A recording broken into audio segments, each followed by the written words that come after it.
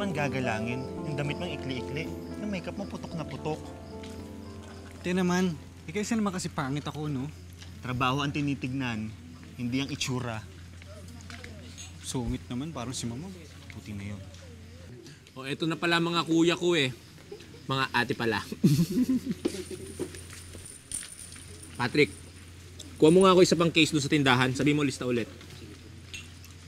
Okay na pa kayo. Nagpakuha pa ako isa pang case. Tuloy ang ligaya. Dito ka lang. Hoy, Michael.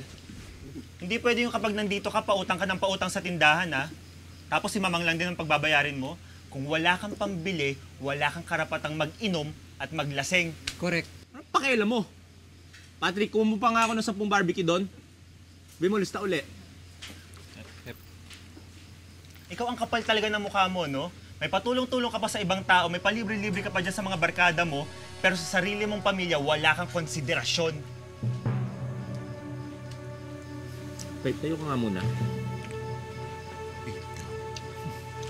Bastos itong mga bakla na to eh. Patrick, kunin mo yung pinakukuha ko. Umuitin yung dalawang bakla na to. Ano ba? Patrick ko! Sumasawa ka na! Ano ba? Tama na! Hoy! Ano ba? Ricardo! Michael! Ano ba, Mark? Ano ba kayo, ha? Amang si! Anong siya? Mga itong dalawang to eh. Bakit? Pinapaya ako sa mga kaibigan ko eh. Kami pa.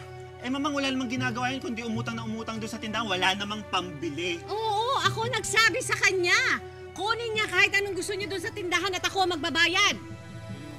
O ano ba kayo? Kadadating lang ng kapatid niyo. Eh dapat naman magsaya-saya siya dito. Kahit to puro pambababay at pag-iinom lang ang ginagawa niya, Oo. Mas mabuti yon. Basta lalaki. Mga bakla kasi kayo eh. patugang ka Doon ka na, anak. Ano yun muna yung mga bisita mo? Mang, yung Oo nga pala. case. O, kunin nyo na yun. Dalawang case na natin, ha? Sige, ma'am. Dalawang case, Barbecue tapos pa. barbecue, tapos kumuha pa Ma'am, kayo ng kami? chips. Kami Kayo. pangukuha. Oo, buhatin ninyo. Okay. Ricardo! Ricardo! Oo. Samahan mo yung mga Ayan na sila, umalis. Kunin mo!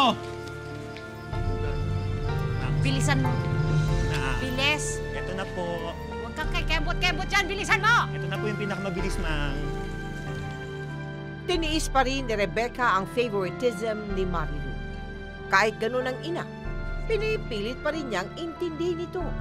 Dahil may pamilya na ang dalawang panganay nila.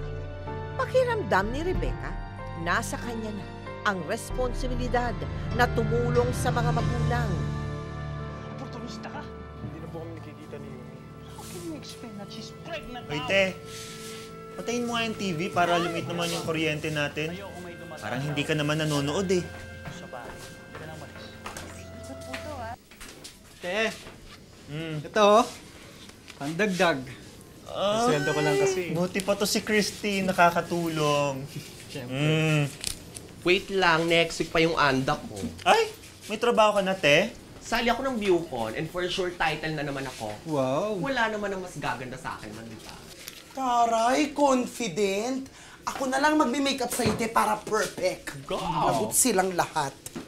Bakit kasi hindi ka humanap ng totoong trabaho? Alam nyo, hindi man porket mga Becky tayo, sa contest tayo kukuha ng pagkakakitaan. Correct. Ba't hindi ka mag-apply ng makeup artist? Myla, turuan mo. Wes! Gusto ko ako mini-makeup. Ano? Ayoko nga mag-makeup. Ako nang bala dito. Ganda.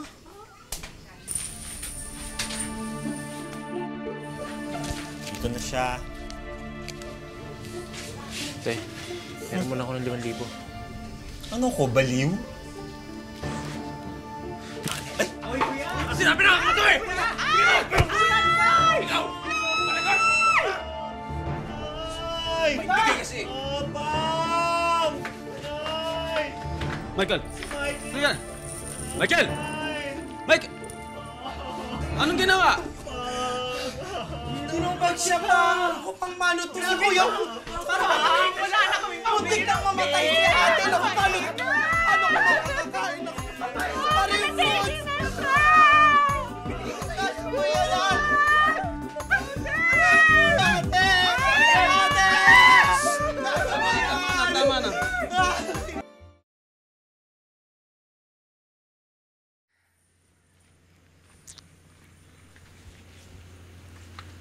Saan na kaya napunta yung anak mo? Kaya mo siya. Sumusobra na yung anak mo eh. Dapat kasi pinahiram mo na para hindi ka nasaktan. Tama si Becca. Ano? Eh, buti nga't di ko siya naabutan eh. Eh, hindi naman hihiram yung anak mo kung hindi kailangan. Pag dumating yan dito, upakan ko yan eh. Tatamaan yan sa akin, sinasabi ko sa'yo.